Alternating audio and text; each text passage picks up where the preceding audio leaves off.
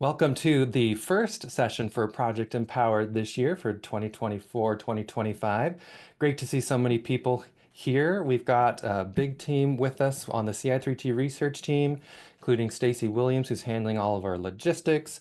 And you'll hear from me, David Royer, tonight, as well as Grant Allen and Wendy Oakes. And we've got principals on our team who have retired and joined our research group. So Tammy Becker and Howard Dicon and other researchers like Eric Common and doctoral students like Matthew and Jessica. We just got a big team here to support you. So we're here to help you get the year started off strong. Whether you are currently implementing Ci3T or any tiered model of support, we happen to research the comprehensive integrated three-tiered model, which can be thought of as an expanded form of what was a traditional multi-tiered system of support, which typically would only have academics and behavioral domains. So Ci3T is expanded to have the social skills domain, but still working through our graduated tiers of increasing support from Tier 1 for all up to Tier 3, which is more customized and individualized for students with our most intensive needs. And we want to get you to the materials tonight, but also let you know that as of June this year, so just very recently, we released to the public what we're calling these Enhancing Ci3T modules. And they have been password protected for the last 5 years because we were working with them with schools in our research project with a randomized controlled trial. And so only certain schools had access to them to help us develop them and improve them with iterative feedback. But now they are publicly available to you. And we're going to be featuring them tonight and in this series. And we hope you'll join us for the additional Project Empower sessions that we have throughout this year.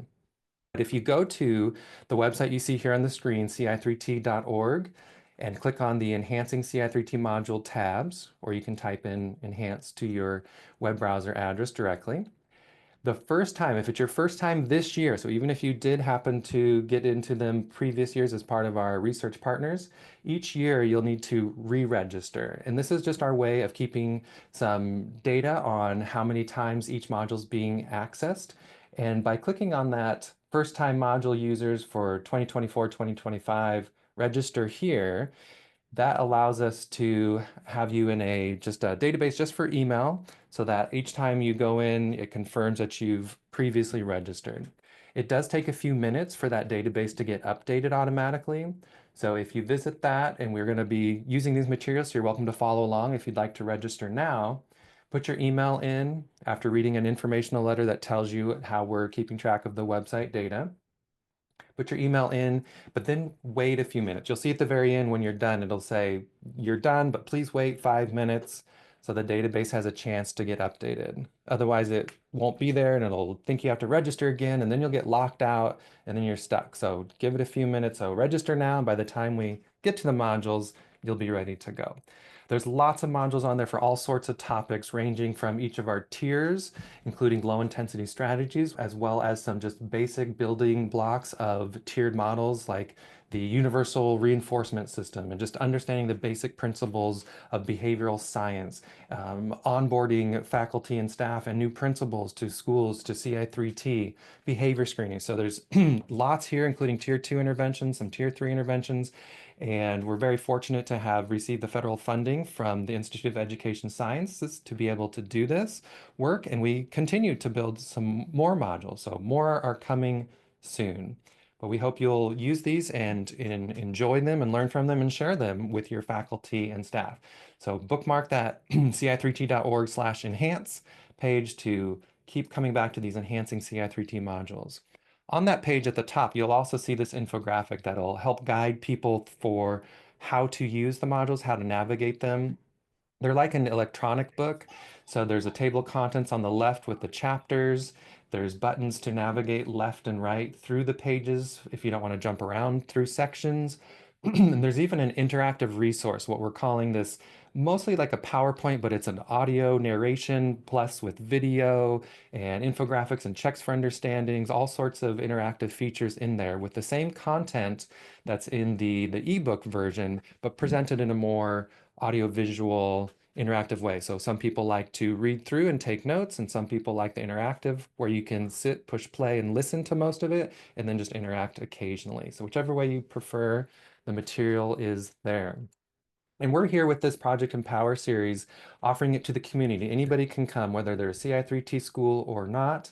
And this is just part of a more comprehensive and overall system of professional learning and all the different ways that faculty and staff, principals, district administrators, everybody throughout a district and even at the state level can interact in support of what trickles down eventually to all of our students that we're here to work with and support to have the most success in school. So this is one series, one part of that amongst all the different meetings that different roles people have and they can go to. This is one series that's open to everybody. All educators can come and learn from this series. And we're offering a handful throughout the year. And you can see the flyer on our professional learning tab on ci3t.org to register for any of the future ones. And so we hope you'll come to all that remain. And our session outcomes for today are to look at just overall with Ci3T, what are the roles and responsibilities for different educators? And how do they work with the integration of academics, behavioral, and social emotional well-being domains that make up the Ci3T model of prevention? And then we'll look at a few specifics, like one of the low-intensity strategies, behavior-specific praise, as a way to use in our universal reinforcement system, paired with tickets sometimes, but not all the time. We'll talk about why that is and how to use behavior-specific praise to teach and reinforce new behaviors as well as academic skills and academic enablers, all the things that we want to see happen more often in our classrooms. And then we'll also look at the six-step instructional approach for how to respond effectively and respectfully and educationally when challenging behavior does occur, despite all of our best prevention efforts. And then we'll look at the data collection that we use when we monitor the Ci3T model of prevention, checking out everybody's social validity ratings of the program, as well as treatment integrity for those tier one practices. Because we need to know, is it in place as it's designed? And what if people think about it? Because the more likely that the more they agree with the plan and understand the plan, they're more likely to implement it as designed. So we need to monitor all of that. We'll start with an overview of Ci3T, very general, and then look at tier one, and then which includes the low intensity strategies and that six-step response to challenging behavior, and look at rolling out whatever you're doing at tier one and implementing it and monitoring it, and then we'll wrap up. If you would like to follow along with the presentation tonight, you can download the full PowerPoint. If you could go to ci3t.org and find the professional learning tab, but if you go to that professional learning tab, which you see pictured here, this is where you found the Project Empower flyer, which had the registration link. But if you scroll down just a little bit, you'll see these green bars. We call them accordion because if you click each one, they'll expand or collapse. So if you expand that first one, Ci3T Fit, which is a CrossFit analogy, and we want you to be, fit and ready to get the year going strong. So open that up and you'll see the resources for tonight, which include the PowerPoint and some other materials. But with the PowerPoint, you can follow along or take notes. I'm going to model in real time finding those materials. And here I am on the ci3t.org homepage, and I'm going to click on Professional Learning tab. It's right next to that Enhancing Ci3T Modules tab. Scroll down just a little bit to Project Empower, click on Start the Year Strong, and there's my resources. And if I download the presentation one, that's going to get me the PowerPoint for tonight. Just below this, we'll add a new link for the video in about 2 weeks when it's ready. And as an example, I can scroll down to our archive, Project Empower from the past. And if I look at last year's session, the very last link here is the video recording for last year's. So we'll put that in the same place up here when it's ready in the green. On with the overview of Ci3T.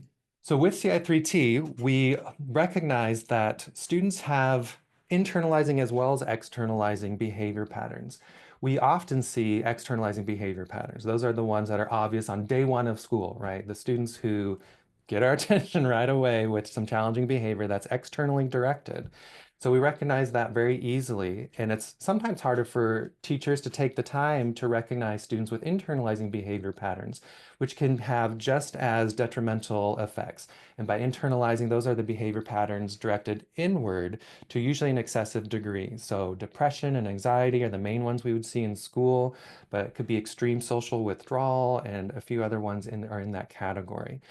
And with students who have extreme behavior challenges, they may receive special education services under the Individuals with Disabilities Education Act, where they're serviced under the emotional disorders category, ED. But that's less than 1%. It's been about half of 1% for over a decade now. Whereas students with more mild or moderate emotional and behavioral disorders, those are about 20% of the students in our school population. But only that less than 1% is receiving special education support. So the majority of students with some form of emotional and behavioral disorder are in our general education classes and not necessarily receiving special education support. So we're here to empower all educators to have the skills and strategies to be able to support all students in their classrooms, whether they have internalizing behavior patterns, externalizing behavior patterns, comorbid, both at the same time, or neither, and just need extra support in their classroom for any reason. And we want to make sure that we're shifting to a systems level perspective to do that. I can do that in my classroom alone to a certain degree, but if I can get my whole school to do it, or even better, my whole district or my whole state to do it, to work at the systems level, then we're going to be much more effective and efficient with all of the efforts that we're engaging with to find, identify, and support these students by using data to connect them to tier 2 and tier 3 supports, for example. So that's one of our thank yous to you for being committed to looking for those students. And we're going to talk about systematic universal behavior screening to help find those students and connect them to supports. And it's not just those of us here on the CI3T research team. There are others spread around the United States that are supporting this as well. And many on our team are not here tonight. But we've worked with many states around the country, and we continue to expand and grow schools that are implementing CI3T. And if you're local to me, nearby in Kentucky, I'm going to share with you later a training opportunity that's coming up that'll start in November if you're interested in building your CI3T model as part of your Kentucky MTSS. And we'll continue to talk about some other opportunities for other professional learning as well as these Project Empowers happening tonight. So CI3T is around the country, and it's got those three domains that I mentioned. So academics, behavior, and social. Academics, we think of as response to interventions. So all three tiers for academic supports. Behavior domain is the positive behavioral interventions and supports, or PBIS. And then for social skills, we want to select a social skills program that has been validated, that has enough research behind it to say that if we implement it as designed, it's going to give us the desired results. So with academics, we're choosing our district and state standard supported curricula to give that high quality instruction to all students just by the virtue of showing up. Tier 1 is for all students. So one program that some schools use is Reading Street. But we look and we find whatever programs has the research behind them to show that they're evidence-based so that all students get it. And then for PBIS, we're doing that to all students as well, which for many can be a new concept. We know that we teach academics to all students, and if they're behind, we give them extra support. So if they're not understanding them, we reteach it. We reteach it a different way. Whereas with behavior, the old model was, oh, you don't know how to behave, so I'm going to kick you out of my classroom. Well, the new model is we're going to teach all of our students the behavioral expectations that they need to be successful across all school settings. And if they don't get it, if they're messing up, just like with academics, we're going to reteach it and provide them the supports that they need to stay in the classroom where all the learning happens.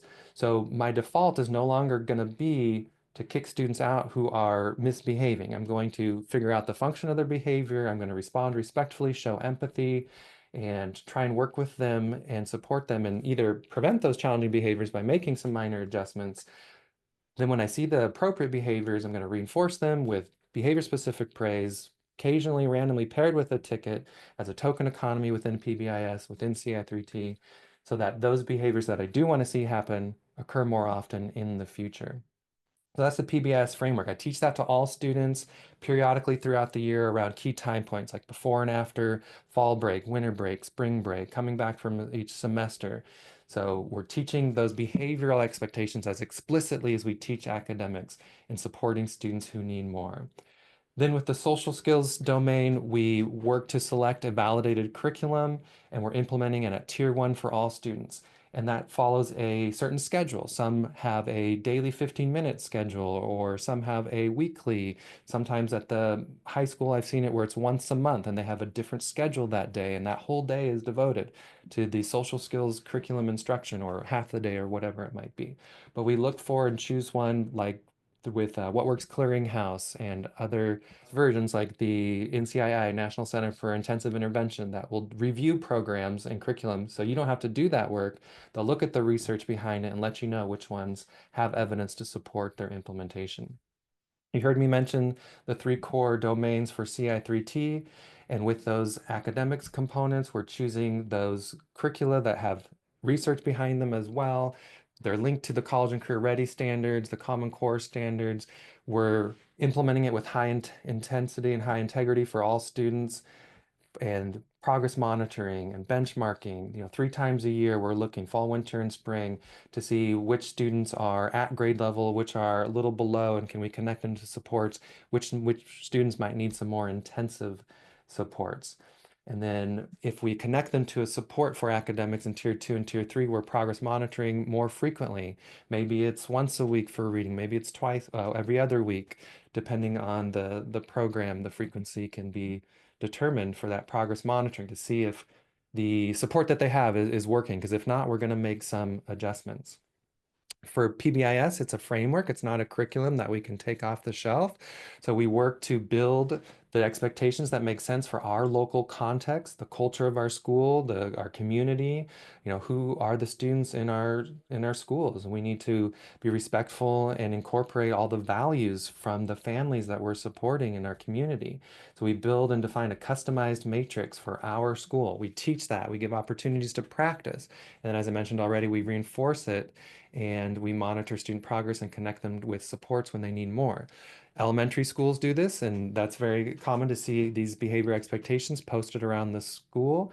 And we see it at middle schools and high schools as well. Sometimes I'll hear people say at the high school, oh, we don't want to do PBIS. That's for the little kids. And no, it's not. Like Ci3T actually started in a high school. And just as for younger students, we need to teach older students what are the expectations for success in all of these settings around school, and then reinforce them as well.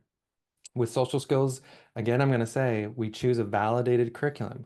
It can't be, we don't have time to waste on taking a chance on a curriculum with no evidence behind it, because we need to support our students and all of their soft skills, some people call it, whether it's character education or anti-bullying or just general social skills. These are the things that students need to be successful in their careers. Employers continue to say that we can teach them any missing skills that they didn't get from school. But what we don't know how to teach them, and what we can't teach them, is how to work as a team, how to get along, how to share and take turns, like all the things that we work with students throughout their school years are, and that's not necessarily academic. So we teach them all of the social skills from a curriculum that's been validated, and we find those data such as in the What Works Clearinghouse to know the best skills to teach through what curriculum. So check that out if you haven't, and discuss it when you have a chance with your leadership team and colleagues at school. What social skills curriculum are we using, and what is the evidence behind it? Maybe you've got one you've been using at school-wide. Are you following the recommended implementation timeline? And are we collecting data to know that it's actually happening? Each school that does Ci3T creates a Ci3T implementation manual that clearly lays out all the roles and responsibilities for everybody for teaching the plan, reinforcing faculty and staff as well as students for implementing the plan, and how do we monitor the plan. And we've got examples of that. Currently, they're on our COVID webpage. So if you'd like to see a full Ci3T implementation manual for an elementary, middle, or high school, check those out, as well as some other resources that are on that page. And within that page, you'll see how across the domains for academics, behavior in the middle, social skills on the right, we're defining roles and responsibilities for each area: students, faculty and staff, administrators, parents and families, and then the community. Within those, like here's the faculty and staff roles and responsibilities for each domain. And you can see that under the academic area, it lists by name the curriculum to be taught and the dosage, the number of minutes for English language arts, so reading and math. It also includes things like the low intensity strategies that we want to see happening at Tier 1 in all of our classrooms. So things like behavior specific praise, which we'll look at tonight a little bit, instructional feedback, instructional choice. And in the middle column, we've got PBIS and also outlining what to do when challenging behavior does occur, such as showing empathy first while maintaining the flow of instruction and acknowledging students who are on task. And then to have that private conversation with students where we can redirect them to the task and then step away and give them time and space, not hover and antagonize and escalate the situation. The social skills curriculum has its outlines on the right as well. And there's a pop-up here I forgot to mention. You have a flow chart usually for what to do, what steps to follow when challenging behavior does occur. And then in social skills, we name the curriculum. In this case, it was positive action. And per grade level, what's the dosage for the teacher, for the counselor co-led with the teacher sessions? Everything is clearly outlined here for roles and responsibilities. And there's separate sections later for how do we teach the whole plan to all the different stakeholders? How do we reinforce it for everybody? And how do we monitor it? We know within any tiered model, we need to assess social validity and treatment integrity to know what people think about the plan, how well it's being implemented. And then we also need to know 3 times a year academic and behavior screening data so we have data to make decisions to connect students to the supports and not leave it up to teachers alone to make recommendations. They're going to miss students. They're going to over-refer some students. Will be more prone to biases and prejudices, even subconscious ones that we don't know about. So we try to use data to make all of our decisions, starting with the systematic screening for academics and behavior. You can learn a lot more that I'm overviewing now with Ci3T by looking at our enhancing Ci3T modules, such as this one, creating a positive, productive, safe learning environments. That's a series of 3 modules. This one's just the introduction, and then there's 3 that go through all the things at Tier 1 for integrating the 3 domains within a Ci3T system. And then there's some additional ones here about preventing and responding to challenging behavior. That 6-step approach that I mentioned a few times has a whole module. And a lot of questions we get is understanding the pre-referral process. What do we do to support students who are showing signs of concern, but not yet enough that they're needing to be referred to special education evaluation? How do we support them with Tier 2 and Tier 3 supports prior to all that? So there's modules on that.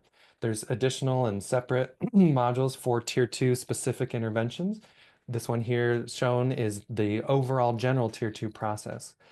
And we have schools, each school in their Ci3T implementation manual create a Tier 2 intervention grid listing what supports do we have at every school, what's the entry criteria, how do we monitor it, what's the exit criteria. And then for Tier 3, similarly, we have Tier 3 intervention grids listing what do we have. We don't need a ton of Tier 3 supports. We just need a handful that work, such as functional assessment-based intervention or FABI. And there's a module on that. The first step is out, and those are continuing to be developed, so more are coming soon.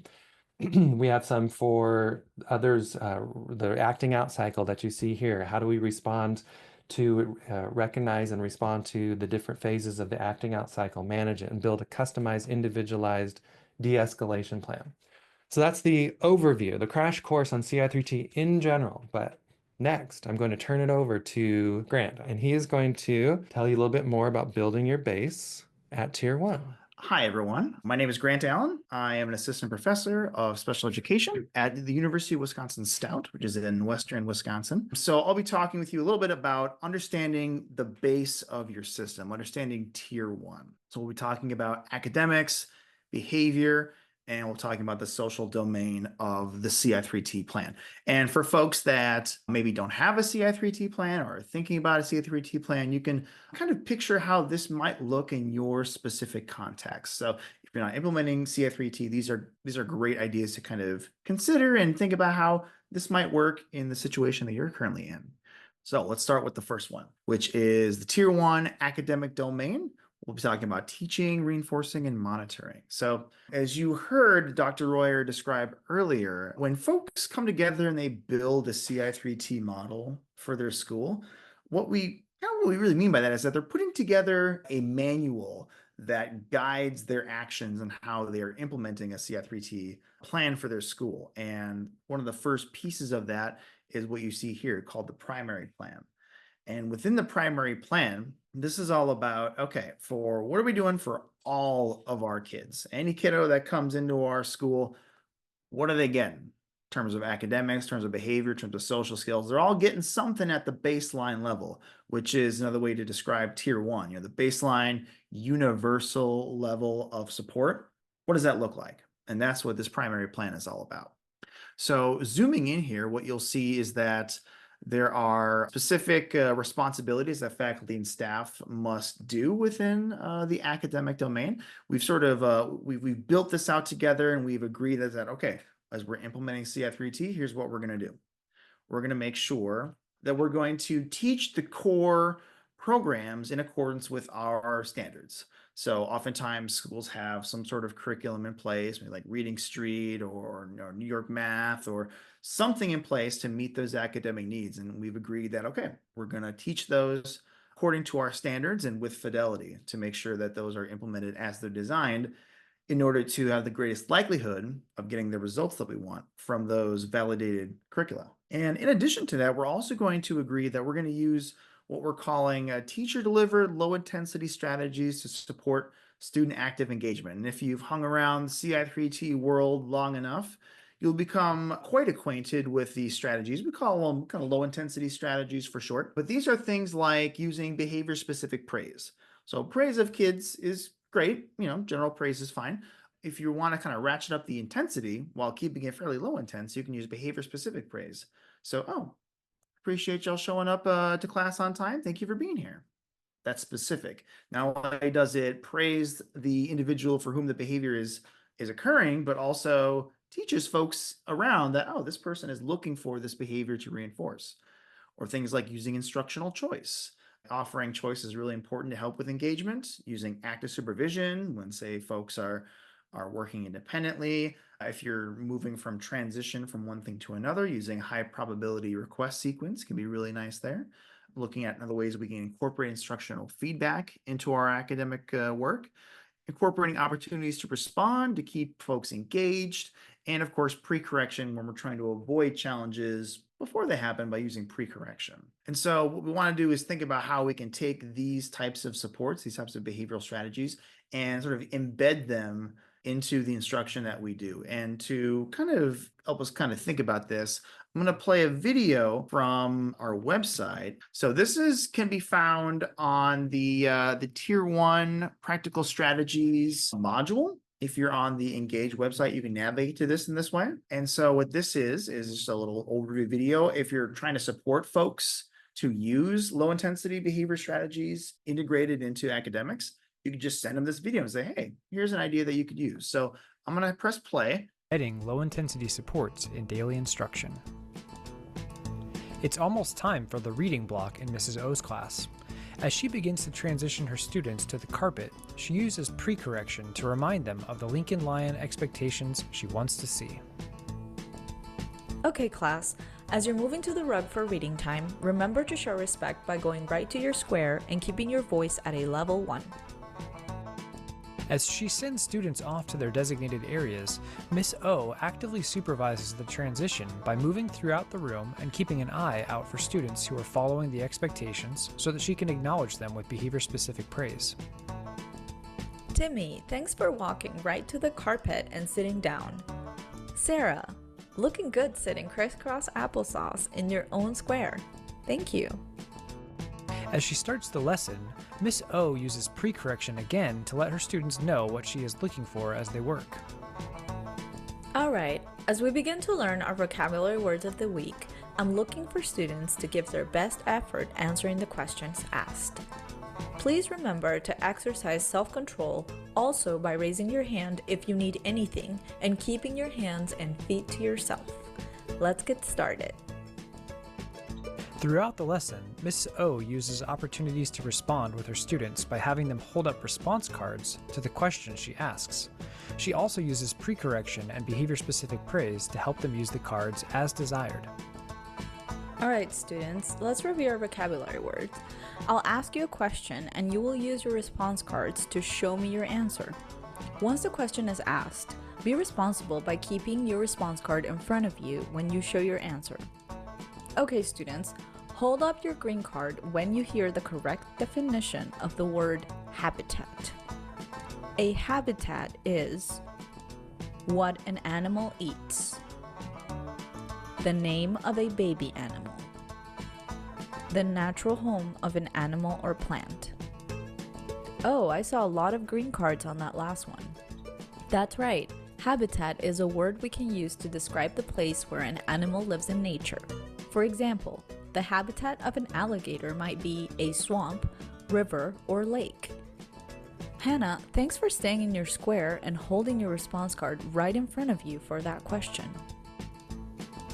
Embedding low-intensity strategies into daily instruction helps Ms. O prevent challenging behavior from occurring and support student engagement in the classroom. That's just a way to kind of show what this can look like in terms of embedding that low intensity supports into academic instruction. So if you want to talk about some of these strategies for a long time and really get into like the how and the why and the what with some of these low intensity strategies, you can take a look at sessions 3 and 4 in the Empower series. These are gonna tackle things like the pre-correction and active supervision, and those two are really nice to kind of pair together, especially like, you know, when folks are doing independent work time or even like, you know, at recess. You know, it's about, okay, how do I set up the expectations before students engage in some sort of activity? And then the active supervision part being, okay, now that they're doing that, how do I explicitly move about, provide reinforcement, and provide that behavior support to kids? So pre-correction, active supervision, name a more iconic duo. I don't think you can. So those are coming up here later on in this year. And then the instructional choice and opportunities to respond, that's coming up in January. So just a little FYI, a little plug on those. If you want some more instruction on that, it's going to be right there. All right. So looking at tier 1, and when we're rolling this stuff out, some things we want to make sure that we're keeping in mind is when we're looking at roles or responsibilities, we want to make sure that we're considering what our stakeholders, what our teachers and educators, what do they need to know to be successful? So if we're looking at things like a validated reading curriculum, what do folks need to know to implement that and do so with fidelity? Or if we're expecting folks to use low intensity strategies, do they have the instruction on that? Have they been given the time, the direction to either gain access to the maybe to the modules they're looking at, or have we, you know, made that expectation clear? You know, do we have expectations for reinforcing folks? You know, have we been reinforcing students for meeting those needs within our academics? And do we have plans in place to make sure that we're monitoring the instruction that we're providing for kids? We do want to make sure that, you know, for example, some of our reading validated curricula that we use, they have very clear directions about how often and when those need to be administered and given to kids. And we want to make sure that we're tracking that, because if there is some challenge in our data, if we're seeing something like, oh, you know, maybe your kids aren't doing so well with reading than we thought we would, the first question I might ask is, okay, are we giving them the instruction that they need, that we set out? We want to make sure that we'll want to eliminate that as a potential cause before we begin really deeply problem solving. So the other domain here at tier 1 is the behavioral domain. So this is where we're looking at our PBIS framework. As David eloquently put it, it's not a curriculum that you do, it's a framework for the way that you view and proactively teach and respond to some of the behaviors that you're seeing in schools.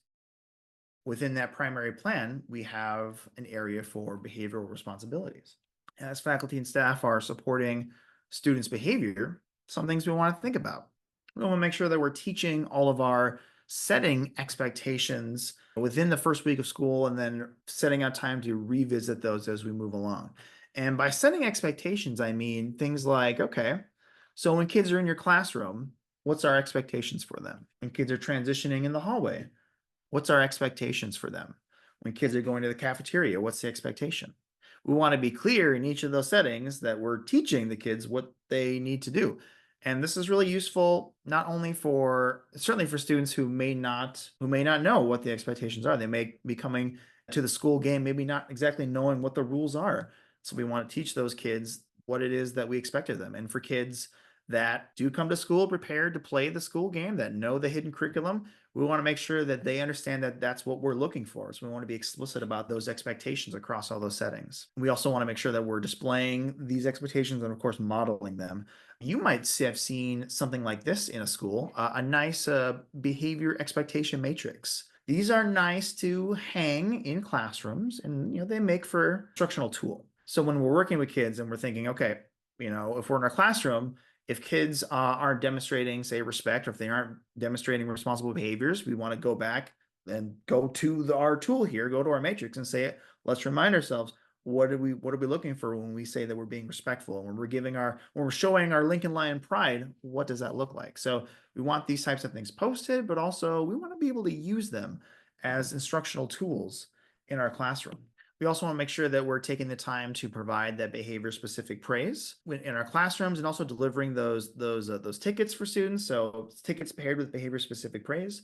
Part of the framework of our PBIS behavior support is that when we see behavior, we want to reinforce it, and we can provide a really rigorous and strong behavioral support through positive reinforcement with tickets, which can then be exchanged later on for desirable reward. So we want to make sure that we're doing that well. And we have modules specifically on how do we use a low intensity behavior support strategy? How do we use our universal reinforcement system in our school to reinforce student behaviors? So when thinking about behavior specific praise, we want to be clear about what that is.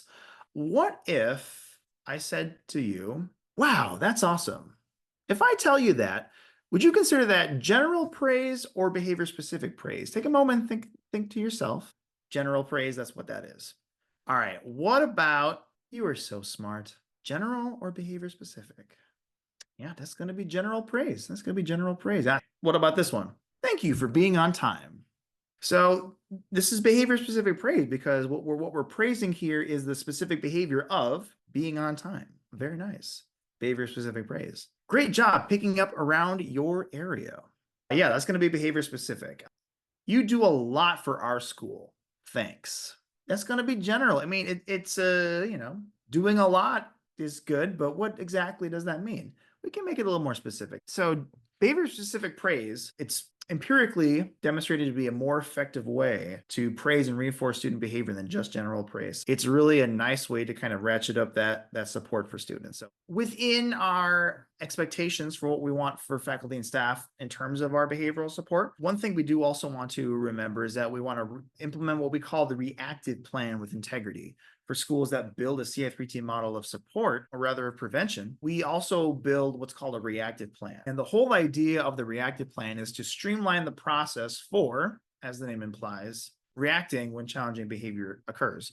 I like to tell my undergraduates that they should really be thinking about behavior from two different ways, the prevention side of it and the reactive side of it, because those low intensity strategies that we lay out for our students and the PBIS framework that we put in place, that's going to help out quite a bit. It's going to be useful for supporting behavior. But as we know, nothing's perfect, and students come to us with different abilities to manage their own behavior, and that's okay. We just have to plan for that. There's nothing wrong with that. So this is an exemplar of what a reactive plan might look like. And you'll notice the first thing you want to do is respond to behavior in what we call the 6-step instructional approach. And there is a module on this thing, which is really neat and handy. But we want to do that first. And I'll go into some details about that in just a little bit. But when we respond to the behavior, we want to also be sure we're identifying what's a major behavior, what's a minor behavior. And we want to be able to respond accordingly based on sort of our district policies, school policies, to help us to create an equitable environment where we're responding fairly to all students when they're engaging in disruptive or any other types of these inappropriate behaviors. So we want to make that very clear. Although the first thing that we do want to do, we do recommend folks do, is do what we call the 6-step instructional approach. And the first step of that is to show empathy. When kids are struggling, we want to come at the problem with some empathy first. Like, hey, I see you're having a bit of a rough time. I'm really sorry that that's going on. But I need you to do X, Y, or Z thing. Begin by having a human connection. You want to make sure you're also maintaining the flow of instruction, which can be a bit tricky, but you do want to make sure that other folks are moving forward with whatever activities, instruction that's happening. You want to make sure you're acknowledging students who are meeting expectations just in a calm way to make sure that you are communicating what the expectations are in a non-confrontational way, and come back, revisit the kid and try to redirect and reteach the expected behavior in a nice business-like fashion, making sure you're restating expectations and what you expect for them, encourage their behavior, and then give them some time and space in order to do that. And then once they have a moment to process, hopefully they'll be coming back to it, and then you can recognize and reinforce that behavior. Now, keep in mind that this is not something that's going to be 100% perfect, but this is really the way you ought to respond initially when you see those challenging behaviors. Dr. Jeff Colvin has a saying, which is quite useful to think about here. The adult's initial reaction to challenging behavior is going to be the best predictor of whether that behavior escalates or de-escalates. And which is really nice because we're the adults and we can control our own behavior. So our first initial reaction to challenging behavior, it's going to be the primary driver of what happens first. And that's why the first step is showing empathy. And that's going to give you the best chance to help support their future behavior. So within this module, there's a number of different resources that you can look at and share out. I like this little graphic organizer on the left-hand side there. That seems like a nice attachment to an email that you can send out to someone to say, hey, let's make sure we're working on this. For your reference right here, take a look at that. So that's really nice there. And then this is the way that we are outlining our behavioral responsibilities for folks. The final domain here is looking at the social emotional part of it. So this is where it's kind of an expanding of the traditional MTSS model to include this explicit social emotional instruction for kids at tier 1. This is also included in our primary plan. We're developing the strategies that we're using for all kids. And so we want to also talk about what we're doing for students for their social emotional development at tier 1. It's like what Dave was saying earlier. It's like, the academics are great and we can teach kids that, but we also want to teach kids some soft skills. So like, how to interact with people, how to problem solve, how to solve one's own problems before emailing your boss 5 times a day to try to figure out where that task analysis is to do that one thing that you told them to do already. We want to make sure that we're having kids be self-starters and be self-sufficient as they're going out into the workforce. So within the social emotional responsibilities for our faculty and staff, it's about that dosage again. It's about making sure that we have a curriculum in place that's validated, something that we believe will give us the best chance for students to be successful. And, we're talking about how often we're delivering those lessons and keeping track of all that. So it could be something like a second step, a type of thing. And this is, again, for elementary, middle, and high school. We do want to give our high school students some explicit social skills instruction as well to make sure that they're ready to go once they leave and go out into the workforce. Something to consider as well might be, how do we track this information? This is really important too, because one thing that we said at my middle school that I taught at is that what gets monitored is what gets done. So if we're looking at something if we want it to get done, we want to make sure that we're tracking it. It's also, again, useful to make sure that this is in place and that students are getting access to the supports that they need. It's just something to kind of consider here. I'll kind of zoom in a little bit. Just an example of an Excel document that says, okay, here's the lessons, here's when they're going to get taught, and it's sort of a checklist type of thing. So if you're looking at social skills, one thing to consider would be keeping track to make sure that we're teaching the lessons as we sort of outline them for our kids. We also have resources on kind of how to embed, social skills into daily instruction. We have this thing that we call a integrated lesson plan template. It's a resource that you can use to help you to conceptualize what it might take to integrate these social skills instructions into your academic lessons. What you would do is you would outline what your academic objective is going to be. I don't know, maybe something relating to solving word problems or something. And then you're outlining what are the social skills objectives we want students to do during this time, and what's the behavioral expectations at this time.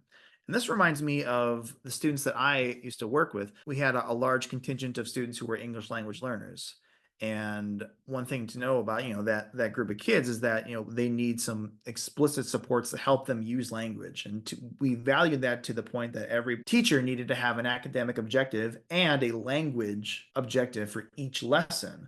So that way we are providing explicit guidance towards a goal of not only learning content, but using language as well. So in that similar vein, if you want kids to demonstrate social skills, demonstrate some behavioral competency, you might have an objective for them to try to work towards to demonstrate within your class. And you might also take time to look at, okay, throughout this lesson as I'm teaching kids, when am I going to be using active supervision? Oh, maybe that's during the independent work time. And when am I going to be using behavior-specific praise? Probably throughout my lesson. Maybe when am I going to be using pre-correction? And maybe that's before I release them to independent work time as I'm wrapping up my explicit direct instruction. And then there's also a piece on here to kind of look at, how to take a moment, sort of reflect on how well that went. This tool is something that we encourage folks to look at.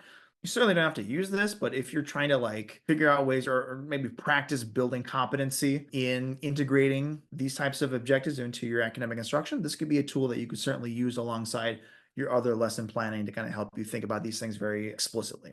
So let's take a moment and let's see an illustration of bedding all these together into some lesson planning. In this example of integrating academic, behavior, and social domains, imagine a teacher who is designing an academic lesson where students work in teams to explore measurement using fractions. The teacher set up the learning environment for students to conduct experiments using a variety of tools.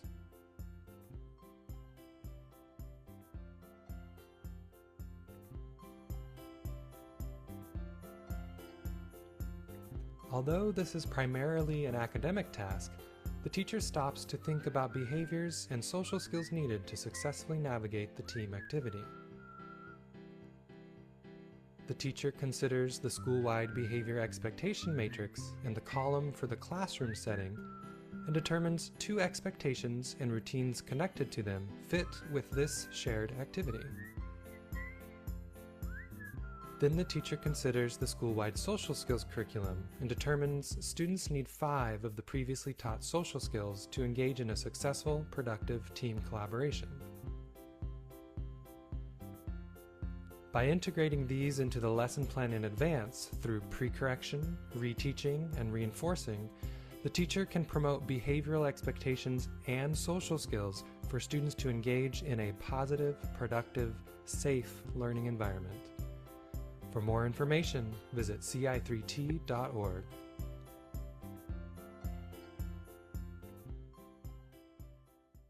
Music is just spot on, 10 out of 10.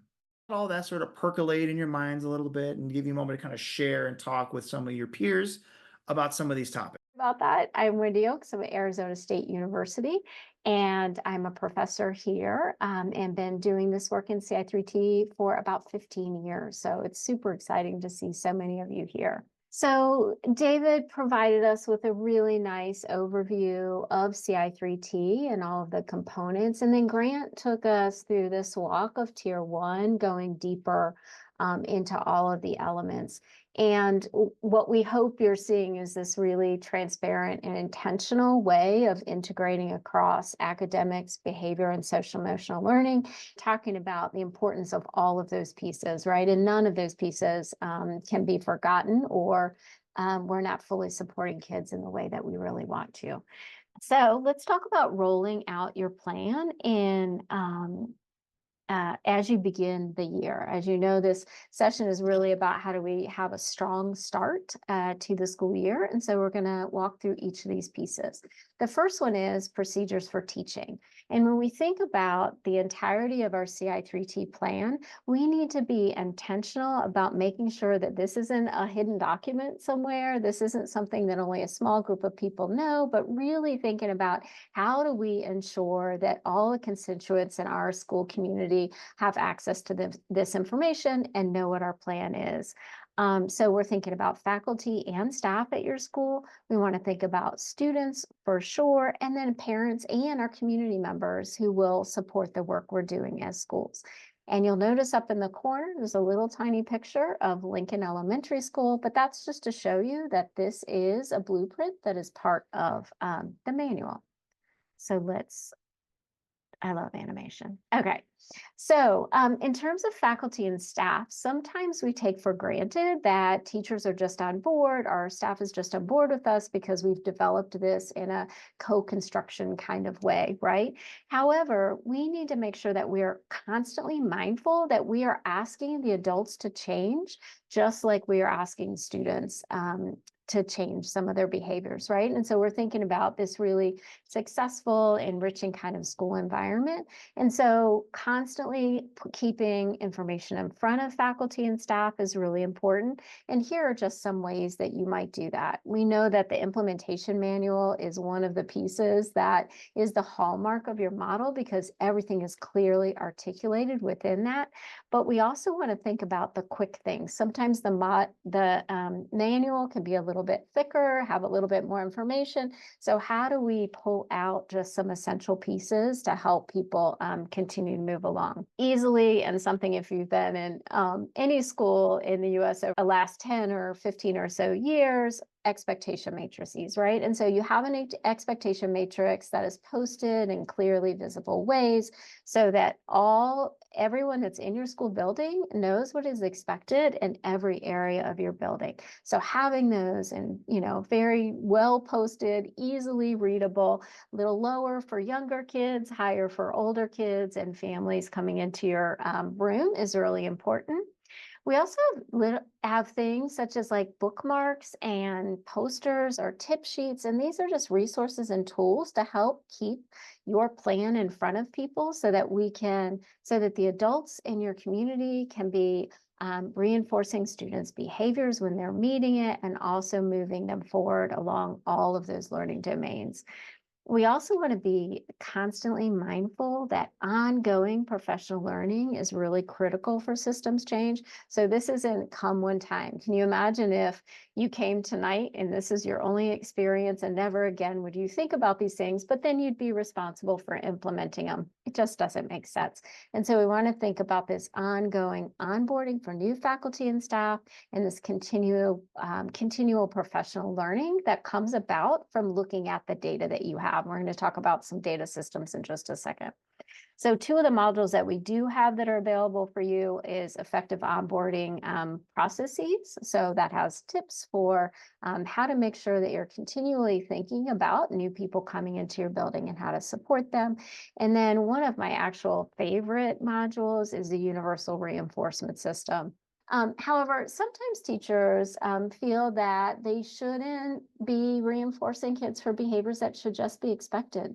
We hear sometimes people in schools say things like, students do the right thing because it's the right thing to do, right? And while that ultimately would be wonderful, our job is to help ensure that every student understands the expectations at the school and how they can be successful. So just like we teach them reading and we teach them math, we want to give them the opportunity to learn and practice and receive reinforcement for meeting our expectations. So I highly recommend that universal reinforcement system module if you're having those conversations at your school site. The next thing is we want to think about how we're going to teach students. So once we're empowering all the adults in our building with that information, how are they then going to be making sure, again, that students have this sort of level playing field of no matter what school you came from, you know what is expected to be successful in this building at this moment. And so we're going to use things like,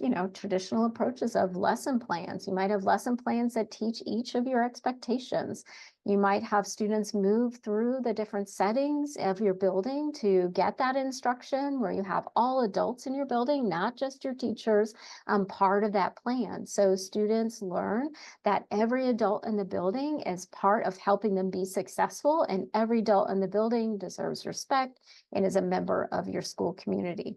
So you can use, PowerPoints, you can use videos. We've seen teachers do really creative things with how they're teaching expectations. Some of my favorites are where students are creating the videos themselves. And if you're in an elementary school, this is a great way to partner with your middle school or your high school to bring them into your school community, to help them be the ones to create these videos with students.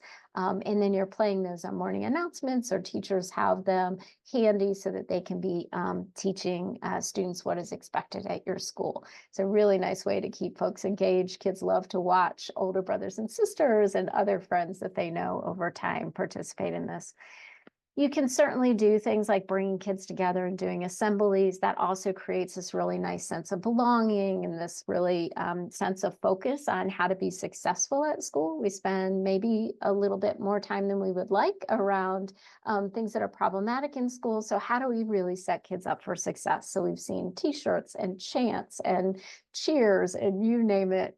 We have seen it. Schools are really, educators are really, really creative folks, as you know.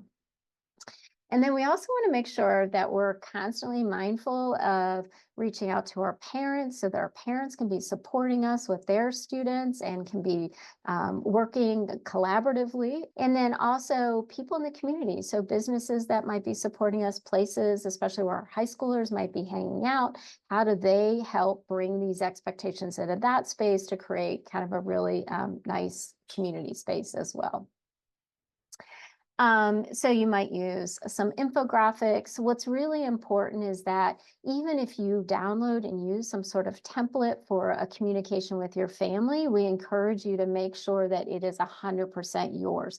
So it's very context specific. It is very unique and customized to the school culture and community in your environment. So whether that's represented on your website, whether it's something you send home for folks, whether you download some of the resources that we have to leverage those as you're building that communication.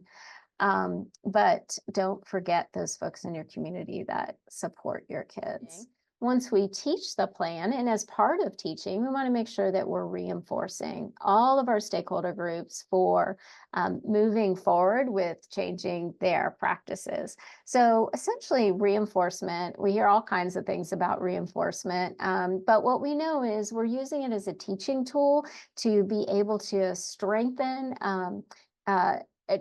our students and our schools, communities, understanding the implementation of our plan, whether it's the way that they're highly engaged in our classrooms or whether it's the way that they're treating each other out on the quad or out in the, shared spaces of high schools or out on the playground for our younger students. And then this is a graphic. It's in the Universal Reinforcement System module that you'll have. So we want to really think about, especially the focus around using positive reinforcement as opposed to punishment procedures, right? And so this graphic helps us stay clear on using reinforcement as a teaching tool. We're trying to increase the future use of students' behaviors that we want to see more of because we know they can be successful both in the school community academically and also in social settings. And then when we think about that, we also often think about, I'm in early childhood, so I might veer more toward those examples, and I apologize. But we often veer towards things like using a sticker chart, right? And so that's one thing that we might be able to use to help support students' behavior, but we want to think about the range of functions of behavior. And so we're looking at what are ways that students can access attention, maybe a tangible or an activity, a preferred task, time alone with teachers to ask questions, or some sort of sensory experience, or how do they avoid those things in order to increase the behavior that we want to see. So this is just a really quick, easy to download and print and use for conversations when you're thinking about what are the reinforcement procedures that we want to have in our plan. For faculty and staff, what we know is it's a lot about recognition and appreciation. One of the items that we have on one of our scales is saying, have you been recognized for the ways in which you're implementing your plan and changing your practice? Again, we know that takes a lot of effort on teachers' parts and trust. And so we want to make sure we're recognizing that. And that could be in something as simple as just receiving a postcard from one of your colleagues or one of your administrators saying that you recognize something that they've done to try to advance your work around prevention systems for kids. We also know it's fun to do drawings. My administrator one time brought in the chair massage where we could each schedule a 10 or 15 minute chair massage. I was like, I will shift any practice you want for 15 minutes of that kind of just pause in my day. So anyway, that was a fun one. And then it might be something you need to get out of because you need to focus on another priority, like is someone covering your recess duty or another kind of duty for you so that you can return phone calls to parents or take a walk around the building or engage with an individual student.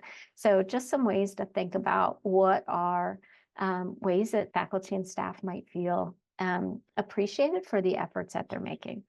So we're going to show you this video and it should be all set up to play correctly. So here is hoping. Using your universal reinforcement system across the grades. Having a universal reinforcement system school-wide allows all adults in your school to acknowledge students in a simple, straightforward manner. One system makes it much easier for staff who work with students across different grades and classes, like bus drivers and lunchroom supervisors, to acknowledge students instead of having to be familiar with multiple systems. Ensuring all adults in the building can teach school-wide expectations and acknowledge students for meeting these expectations sends a message of consistency to students, as these procedures are the same across settings and adults they interact with. That said, we acknowledge educators often have questions about how to make a single system work for students at very different developmental levels or with different interests. For example, young students such as kindergartners may have a hard time writing their names on tickets or have difficulty managing the tickets.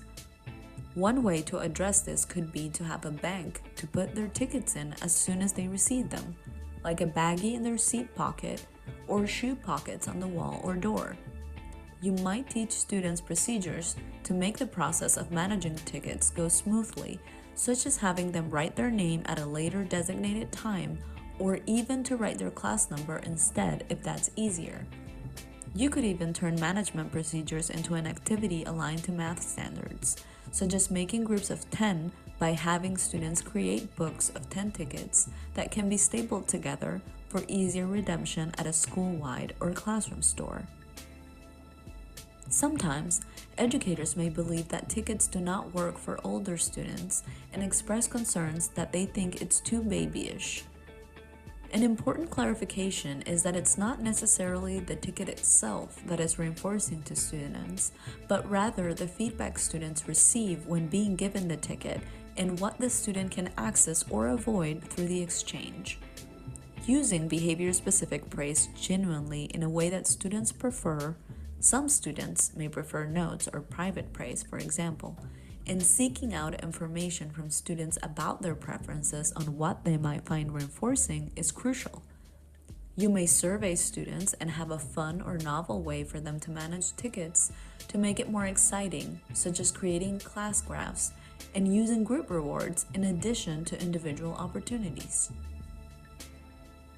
One potential challenge to having a universal system may be when teachers would rather use their own system in the classroom, such as a marble jar. It's great to see teachers motivated to use reinforcement. However, it is fundamental to understand the benefits of a single universal reinforcement system for the whole school. Students should be acknowledged by all staff across settings, as this will support the generalization of behaviors beyond the classroom. Supervisory staff and interventionists will thank you for having a universal system, as this helps them participate more easily, allowing students to receive feedback from all adults. For more resources, please visit ci3t.org. Okay, and then let's move into, and just know that that video is available for you. So if you feel like that is a good jumping off point for starting to talk about issues of reinforcement with those that you work with, then we would just invite you to use that. And then when we're thinking about students, you know, Kathleen and I, as the older generation on the Ci3T research team, often chuckle about we're not as cool as we think we are. And so we don't really know always what students want, and that changes so often as new students are coming into the community and as students, you know, times are changing and it's reflective of that. And so thinking about how you solicit emails from how you solicit ideas from your student community is a great idea. And you can use some of your student leadership groups to help you gather this information. You might use a reinforcer student questionnaire. You might create a matrix of with your students about the things that they might want to access and the things that they might want to avoid as you're putting together your menu. Over time, and these pictures came in kind of fast, but over time, also think about how you can use or gather reinforcers from your larger school community. One of the things that one of our high schools did was they offered this sort of like end zone time for the game where students come and watch the football game on these comfy couches. I believe they had pizza delivered. So that is a really great experience. They could come, they could bring friends.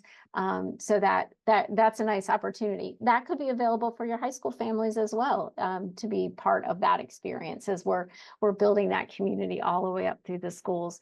And we know that some students really want a sure thing, right? So some students want to use their tickets to maybe purchase things. I've seen schools have stores where kids could even purchase birthday gifts, Mother's Day, Father's Day gifts, or other things. But some students really like the opportunity of a chance of winning something. So using jars where students could try their luck on winning something. And then I think it was Howard actually pointed out about that preferred parking space. So one of our high schools actually had some spaces close to the school for those that didn't want to walk all the way across the high school parking lot. And also some of those who farther away so that they could actually exit the parking lot really quickly in the afternoon so that they could get to their after-school jobs or other obligations. So really thinking creatively about what it is that students may appreciate. All right, so let's transition into the last of our three procedures. So we have procedures for teaching your Ci3T plan, procedures for reinforcing when those expectations are met, and then procedures for monitoring. So I think Grant said, right, if we measure it, then we're actually going to implement it and we know if it is taking place the way that we intend. So the first thing we're obviously going to be looking at is student outcome measures. So and not just outcome measures, but we're looking at student measures. So what are the indicators that students are on track for meeting benchmarks academically and behaviorally? And then what are those other indicators? We might be looking at attendance, office discipline referrals. What are the things they're going to tell us if we're making the shifts for kids that we intend to make? And then this is an example of the assessment schedule. And the assessment schedule is also part of the Ci3T plan. So this blank blueprint is available for you on the website. And each of the indicators that we collect data on are listed here. And it's at one page at a glance. And that means that everyone in your school community is going to know what the assessments are and about when they are collected and available for decision making. And that's really important for planning. We don't want to collect information that we're not then using for decision making. Systematic screening is an essential element of Ci3T so that we can proactively be looking for kids who may need some additional supports, whether they're integrated into academics or whether more advanced tiers. And we're also going to look not just at student outcomes, because we can't really make any determination about changes in student outcomes if we don't know if we're actually implementing our plan as designed. So the schools that do that implement Ci3T also collect 2 times a year implementation information. And that means our teachers reporting that they're using the various elements of your plan, and we do have the measures available. We want to know whether people feel as though the plan is socially valid. So are the goals acceptable? The procedures acceptable? Are the outcomes important? Are we targeting the right things? And are we doing the right things to be able to get there? And then we also have a way for a school team to go in and actually observe and give feedback to teachers as they're implementing. And then we have this module is available to help advance your work around making sure that your plan is actually implemented as it's designed. And then here are some additional things. So treatment integrity or in social validity. Treatment integrity, again, just means you're doing the plan as it's designed. Social validity means measuring the perceptions of the stakeholders. What we know is that if you have high levels of social validity, both individually and your school, you are more likely to implement those practices. So using social validity at the beginning of the year to really think about how you target your professional learning to increase people's understanding and increase their perceptions of what you're doing so that you can get high fidelity outcomes is important. And there are just some tools for talking about that with your faculty and staff. And then the final piece here is just really thinking about what are the goals that you are going to monitor over time to see if you are achieving the outcomes that you hope to achieve. And if you have other initiatives in your school building, we would recommend that you tie those initiatives in here as well. Your Ci3T work should be advancing every single thing you do in your school. So here's just an example of some program measures. So maintaining that 80% fidelity is a minimum, and then looking at student growth across the various measures that are going to give you sensitive data to change. These are just 3 of the core elements of Ci3T. Again, we want to make sure that everybody is in agreement with where we're headed and what we're doing, that we're actually doing it. And if we're doing those things, we would expect to see lower levels of behavioral risk and increases in academic achievement. This is our last breakout room, and we're going to invite you to go and talk about each of these 3 things. So how are you going to think about what are the procedures for teaching your school-wide system or plan? How are you going to recognize and let people know and help support them in making that shift in their behavior? And then also, how are you going to monitor it? So what are the data sources that you rely on for decision-making in your schools? Okay, this is actually the first of several sessions that we have this year. So the next one will be about data-formed instruction. And so we invite you to join us or invite others to join us for that as you are interested. This has 3 of the time zones in the US, but not all of them. So you may have to do some calculation otherwise, but this is our lineup for this year. One of the things that Tammy did masterfully when she was principal is think about assigning people who can come to each of these sessions, get the information, and then bring that back and actually share it with their faculty and staff. So thinking about teams of people, at least 2, right?